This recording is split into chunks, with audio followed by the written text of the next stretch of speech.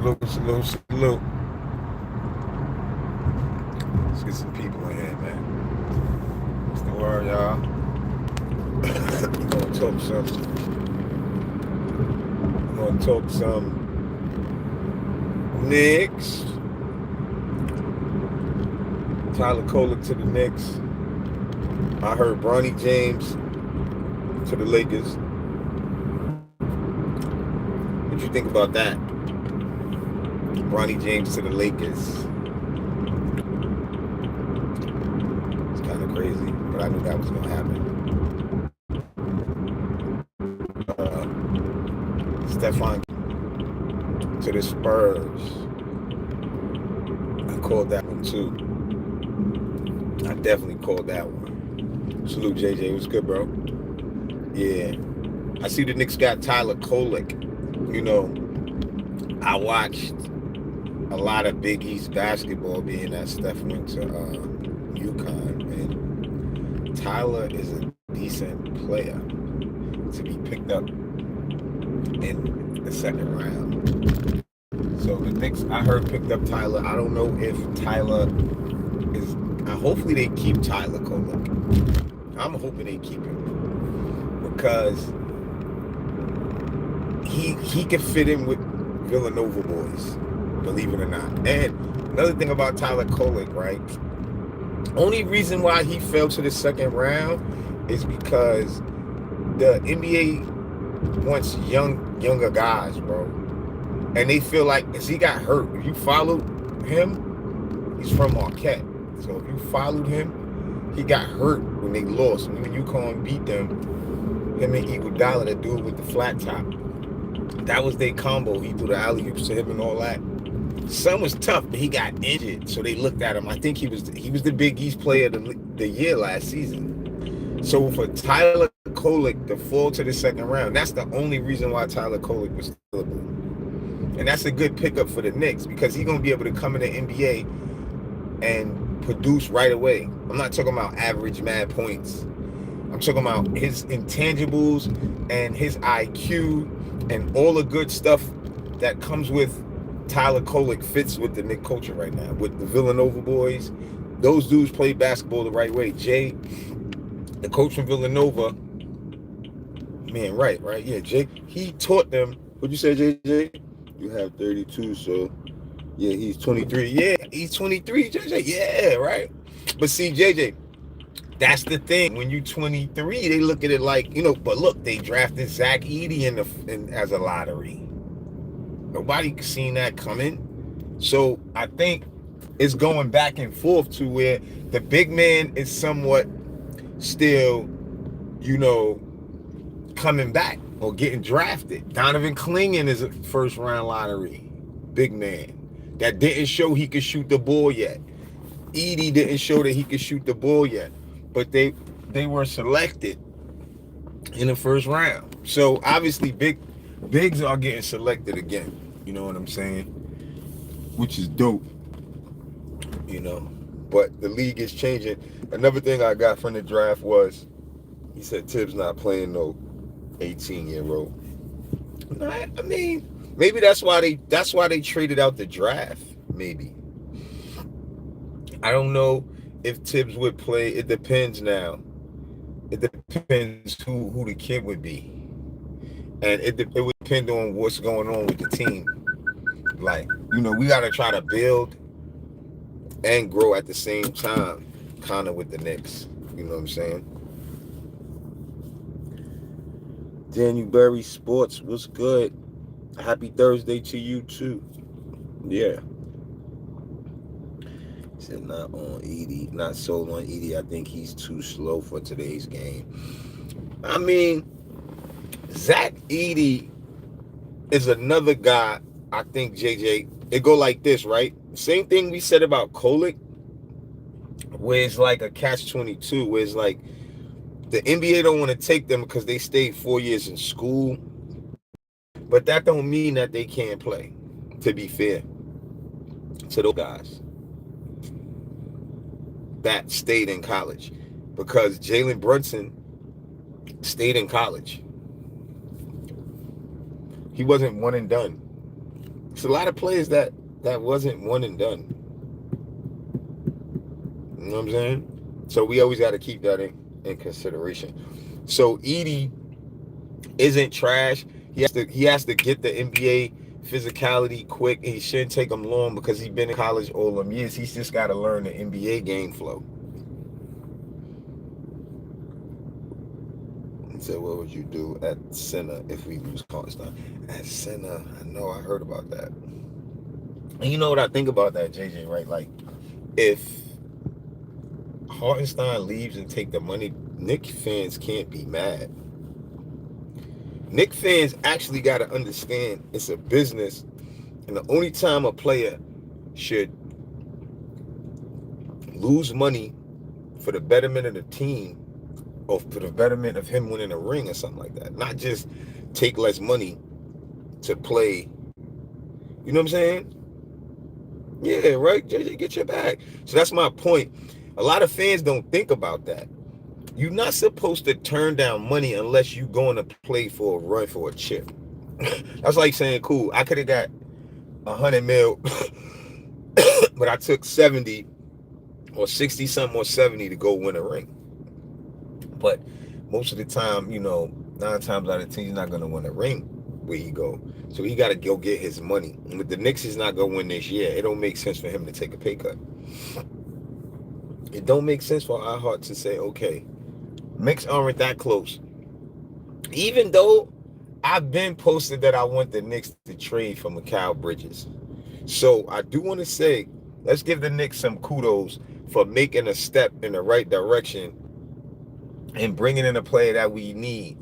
And they signed OG, I'm hearing. So let's give the front office some credit for real, because they just locked in 2 wing players that's two-way. They just locked in two-way players that fits with Brunson. And being that OG don't want to shoot a lot, when you add somebody like Mikal Bridges in, it gives you another option. Where it's like if Josh Hart was on the floor, even though they still could be on the floor together, but Josh Hart, right? They can't play Mikal Bridges the same way they could play Josh Hart. And Mikal Bridges could be moved around. He could play a few positions. You know what I mean? So I think with OG and Mikal Bridges, if OG turn out to be, healthy and turn out to like really get a chance to see who he is, I think this is going to turn out to be a big move for the Knicks. I think it's going to turn out to bring the Knicks far. And even I seen Perkins say that he think that's the Celtics' kryptonite. I just don't want to be one of them people that's going to jump out the window. I never thought the Celtics was that good, but you still got to remember, Drew Holiday is the person that showed up, and now they got a ring. I'm not saying taking nothing from Brown and Tatum. You got other players on that team. Derek White. You got dudes who going to come every day and be happy with the role, and whenever you give them the ball and give 110%. And I think that's what the Knicks are formulating. They got a couple of good main go-to guys, and they got a bunch of role players that don't mind being in a role, that don't mind, they're not clapping their hands for the ball. And that's a good thing, if you ask me, when it comes to building a team. And I think that's what the Knicks figured out by getting guys who like to play together, guys that played in college together, and the rest of the guys on the team that look like they're comfortable with their roles. It's easy for those guys to be selected. So, this is just a big move for the Knicks. I'm real excited to see them make moves right before the draft like that, to be honest with you. I'm real excited. It's shocking to me. Who looking fly? Thanks. I appreciate that, Jay. Appreciate that. Yeah. Stephon Castle getting drafted to the Spurs. Stephon getting drafted to the Spurs. I called him going to the Spurs, but just to see it come to fruition for me was like a dream come true, because The kid is gonna pass first. He's gonna get. Could you imagine a pick and pop with Stephon Castle and Wemby on a pick and roll? I mean, come on, bro. You got to understand. Castle, my nephew he was a regular sized point guard growing up, playing against Bronny, Isaiah Collier. Who else is from that area? Jakai Newton. It's a lot of them. Aiden, the guys from Auburn. I think he transferred. It's a lot of them that come from out of the Atlanta area since they were kids. What's his name? Ron Holland. He got selected, I think, to Detroit, if I'm not mistaken. He's from the same area. They all played against each other in high school. Wheeler High. Stephon went to Newton High. And Wheeler High is a big high school. A couple NBA players went to Wheeler High. And Isaiah Collier went to Wheeler High. He was the National Naismith Player of the Year. He happened to fall in the draft. It was really shocking to me, honestly, that he didn't get picked earlier. Because even though he went on a team that wasn't a good team, I don't think you could judge him by that, because there was a lot of players in the draft that was on them same type of teams, and they got picked before he did. And to me, they're not a better player than he is, because in high school and throughout their career, he always been better than them. Even the Knicks passed up on Isaiah Collier. But I'm happy. Happy he got drafted. He went to Utah. So that's pretty dope. You know what I mean? I seen Tristan Newton went to Indiana, went to the Pacers. Shout out to him. Yeah, right? Yeah, Castle got better on his defense from being injured, and he couldn't really probably produce on the scoring end, on the offensive end, the way he really wanted to. So he put his efforts into defense, and by the time he was 100%, it kind of all came together. And he wasn't always known as a defender, but what is so dope about him being a good defender, and this is how you could tell. Yeah, the jumper will improve, and he going with the Spurs. And he come from nothing but shooters. We all talk to him about shooting. You know what I mean? So, but like I was about to say, he's basically. Oh yeah, that's what I was gonna say. Yeah, so when he started defending, right, he basically is 6'6", almost damn near 6'7", playing against guards.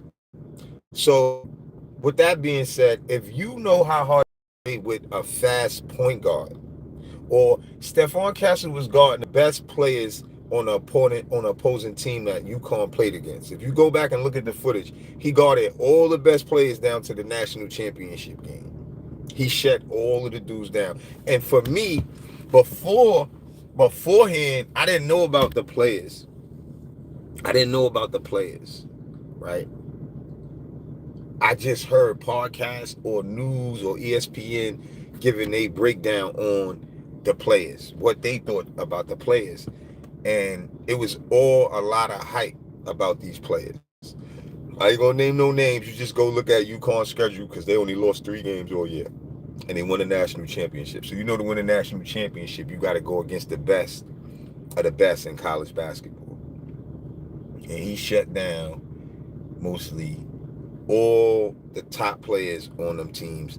And to me, that's where you want to give credit, when you could do that as a freshman. You never guarded players up on that level, unless you just talking about when you go to all of these, Iversons and all of these competitive AAUs or camps and stuff that y'all go to, all the top players go to, maybe there. But to guard the best players in college basketball that have been in college for more than a few years to that magnitude, even guys that's faster than him and was in college before him, that means that he'll be decent in the NBA until he figure out the physicality and the speed difference in certain things. But that's a great thing to be able to put pressure on the basketball because that wears down your opponent. If you just letting somebody shoot and you not guarding up, that's not good. Castle could guard up 100 feet. He has long arms. And the thing is, if you a small guard and he can stay with you, it makes it frustrating. Look at Devin Carter. Go put in Providence versus UConn and watch. Devin Carter is one of the fastest, explosive guards in college basketball, especially in the Big East. And he did not want to go at Steph on because the physicality, the length. And once he's seen that a guy that big can stay with you, it's scary. You put the person on the other side, and now you coming back on offense. So shout out to Steph for really picking it up on defense and wanting to play defense. And shout out to UConn for having a plan. And that young man just having to stick to the plan. And that's what I teach my kids, that we teach. You don't go in the game thinking, I want to do this, I want to do that. You stay in your role, and if a shot comes or you got to make a play come, then you make the play. You stick to the script, and good things happen. So shout out to the whole UConn. Like I said, Tristan Newton got drafted to Indiana. Donovan Clingan got drafted to Portland. Shout out to them dudes. Congratulations. That's a big deal. Hopefully Cam Spencer get drafted today. I heard Bronny went to the Lakers. Rob Dillingham got traded from the Spurs. He went to Minnesota. Minnesota got a steal, if you ask me. Minnesota with the steal. Because Edwards is going to get along with Rob. That's a tandem right there. And Edwards need to go work out with him and guard him and vice versa. And I think Minnesota's going to be a very good team coming in the future, man. Regardless if they keep Towns or whatever, Edwards really made his mark. Like I said, Tyler Kolek to the Knicks. I don't know what they're going to do with the pick. They traded their 24th, 25th pick. They could have had Isaiah Colley. I don't know what made the Knicks trade their pick. To me, I don't know. Maybe they felt like they spent all this money on Bridges, which they did. They did spend a lot of money. You know what I'm saying? So, But, hold on, let me see.